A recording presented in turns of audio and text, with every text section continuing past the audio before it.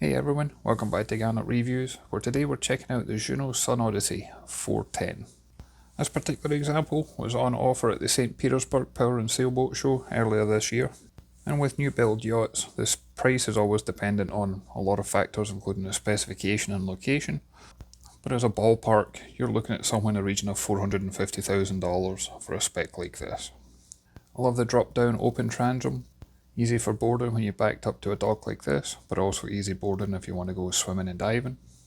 I like how the cockpit's laid out, where all the lines lead back to the cockpit. You don't have to go up to the mast if you don't want to. And this one was actually equipped with electric winches as well, to make sailing even easier for you. I like the use of that large spray hood, and it's also got a Bimini canopy top attached to it as well, give you plenty of shade and protection. And it's also configured in a way that you can drop this down in sections, and you can even open the middle screen if you wanted to as well. There's plenty of storage underneath these lockers, ideal for ropes and fenders. And we've also got a folding cockpit table in the middle. And this one's got a wheel on either side, so that way no matter what side the sails are tacked, you've got plenty of visibility. And both wheels have got the multifunction display for navigation.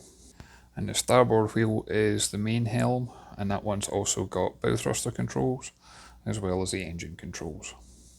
And as we make our way around the deck, I liked how clear this was for making your way to the bow. That's not always the case on sailing yachts. You've always got ropes and rigging in their way, but somehow they managed to keep this clean and tidy and free of obstruction. And at the very bow, we do have an anchor and windlass, and I like the way that the anchor's got, it's almost like a bowsprit over the front, and that way it just keeps it free and clear when you're doing the launch and retrieval of the anchor from the hull itself. And then as I pan the camera around, you'll also get to see that full beam effect. She's 41 foot in length, she's 13 feet beam, and this one's got a draft of 5 feet 2 inches. Not only does this give you plenty of space on board, but it also helps give you plenty of stability too. I'll include a link to Jeanneau's website in the description, but there's a number of configuration options you have for this one, including having a deep draft, a shoal draft, or a lifting keel. You can choose from 2 cabins or 3 cabins, with 1 or with 2 heads. And you even have a choice of engines from either a 40 horsepower or 45 horsepower Yanmar diesel. This particular example had the 2 cabin option with the 1 head. And the advantage of that is you've got more storage for luggage, but you've also got more storage that you could use for sails, especially if you're into more of the cruise and racing type thing, where you may want to have additional sails including spinnakers. From a cruising perspective, I personally would opt for the 3 cabin layout with 1 or 2 heads, but I like the fact that there are options for you to configure based on your own needs. And as soon as we make our way into the accommodation, my first impression was I loved how much natural light there was, and I loved the bright colours that they have, and there's also plenty of headroom here too. Normally when I'm on sailing yachts it's easy to feel claustrophobic, but you can't say that with this one. So the port cabin is just storage. Then in the starboard cabin you've got a double berth with plenty of hanging locker space and cabinets. You get a good sized heads compartment. And this one comes with 52 gallon fuel capacity and 139 gallon water capacity.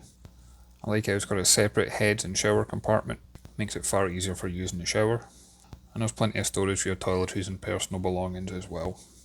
And as we make our way forward, you got the galley on the port hand side. You got a double stainless steel sink.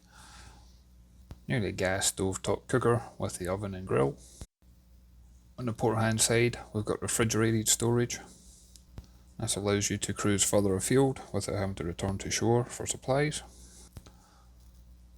And then on the other side of the cooker, we've got another storage compartment. And this would be ideal for, you can either use this for pots and pans, plates, things like that, but you can always use this as canned goods and dry storage as well. We've then got the large saloon with a dining table in the middle, and this can actually drop down and become a convertible double berth if you need it to. You can see we've got a ton of natural light, including the overhead hatch. And then as we make our way to the bow, you'll see here this is the owner's stateroom, and it's got a large island berth with access to either side. There's storage underneath the berth itself.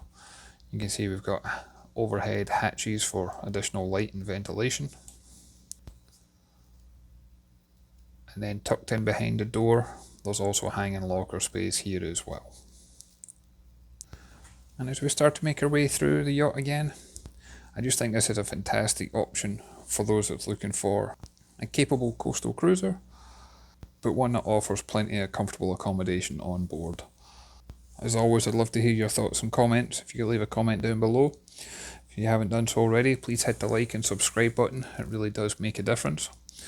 And I look forward to catching you on the next one. Thanks everyone.